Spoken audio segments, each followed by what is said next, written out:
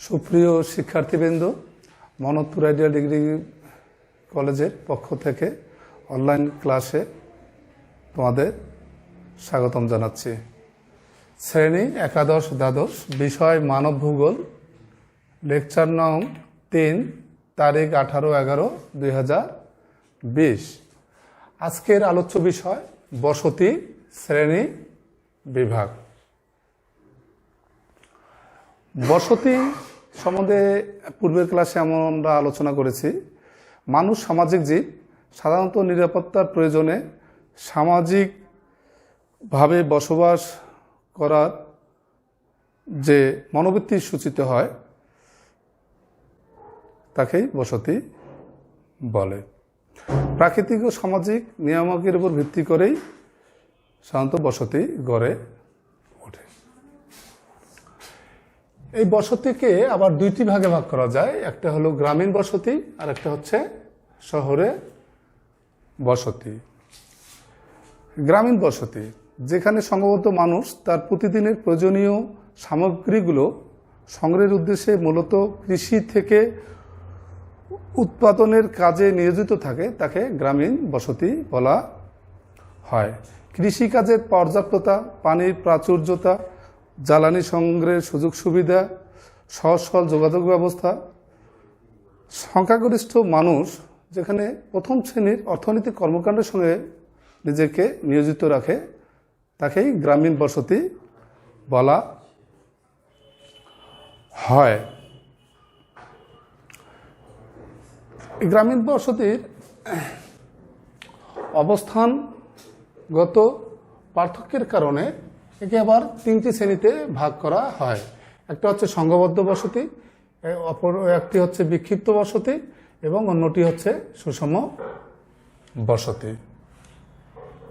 সংঘবদ্ধ বসতি যেখানে মানুষ সংঘবদ্ধভাবে নিবিড়ভাবে বসবাস করে তাকেই মূলত সংঘবদ্ধ বসতি বলা হয়।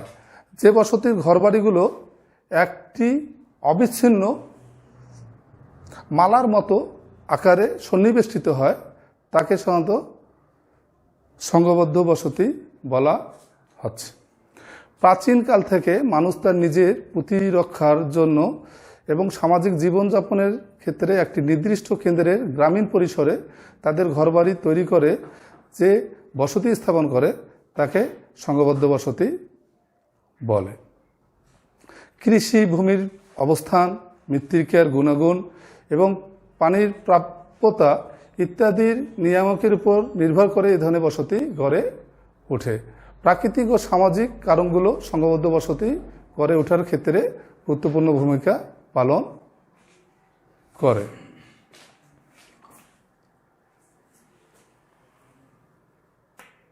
দ্বিতীয়ত হচ্ছে বিক্ষিপ্ত বসতি। বিক্ষিপ্তভাবে অথবা এলোমেলোভাবে গড়ে ওঠা বসতিকেই আমরা সাধারণত বিক্ষিপ্ত বসতি বলতেছি। আর দ্বিতীয়ত হচ্ছে সুষম বসতি, যেখানে সুন্দর পরিকল্পনার মাধ্যমে একটির পর একটি সাজানো গোছানো অবস্থায় বসতি গড়ে ওঠে তাকে বলা হচ্ছে সুষম বসতি। এই সংঘবদ্ধ বসতিকে আবার 4টি ভাগে ভাগ করা হয়। একটা হচ্ছে সারিবদ্ধ বসতি, একটা হচ্ছে পুঞ্জীবদ্ধ বসতি, একটা হচ্ছে গোলাকার বসতি, অপরটি হয়েছে আয়তাকার বসতি। সারিবদ্ধ বসতি যে বসতির বাড়িগুলো একটি অবিচ্ছিন্ন মালা অথবা সুবেষ্টিতভাবে একটার পর একটি সাজানো থাকে তাকেই বলা হচ্ছে সারিবদ্ধ বসতি। সাধারণত বদ্বীপ অঞ্চলে এই ধরনের বসতি দেখা যায়। মহানন্দা, যমুনা, তিস্তা, গঙ্গা নদীর অববাহিকায় এই সারিবদ্ধ বসতি গড়ে ওঠে। দ্বিতীয়ত হচ্ছে পুঞ্জীভূত বসতি।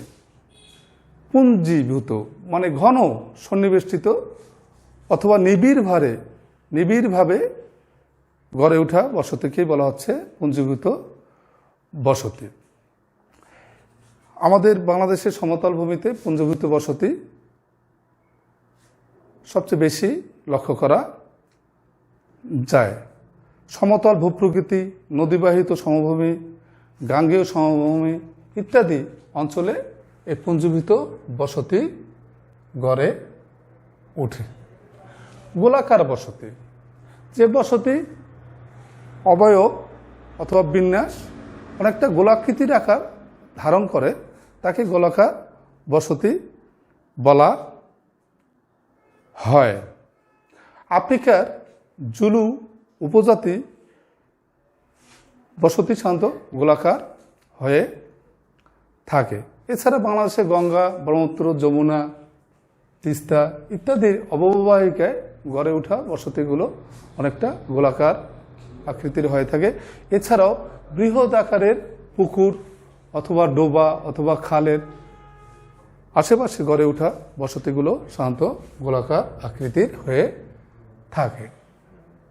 4 নম্বর হচ্ছে আয়তকার বসতি। আয়তকার বসতি বড় বড় দিঘি, পুকুর ধারে সাধারণত এই ধরনের বসতি গড়ে ওঠে। এই আয়তকার বসতি প্রথমের দিকে সমকোণ আকৃতি বসতি থেকে ধীরে ধীরে আয়তকার আকৃতির বসতি গড়ে ওঠে। আয়তকার বসতিটি সাধারণত যেখানে কয়েকটি রাস্তার মিলনস্থল এবং মিলনস্থলের চারধারে সাধারণত আয়তকার আকৃতির বসতি লক্ষ্য করা যায়। এখন আসি আমরা বিক্ষিপ্ত বসতি। বিক্ষিপ্ত আকারে গড়ে ওঠা অথবা বিচ্ছিন্নভাবে গড়ে ওঠা বসতিগুলোকেই বলা হচ্ছে বিক্ষিপ্ত বসতি।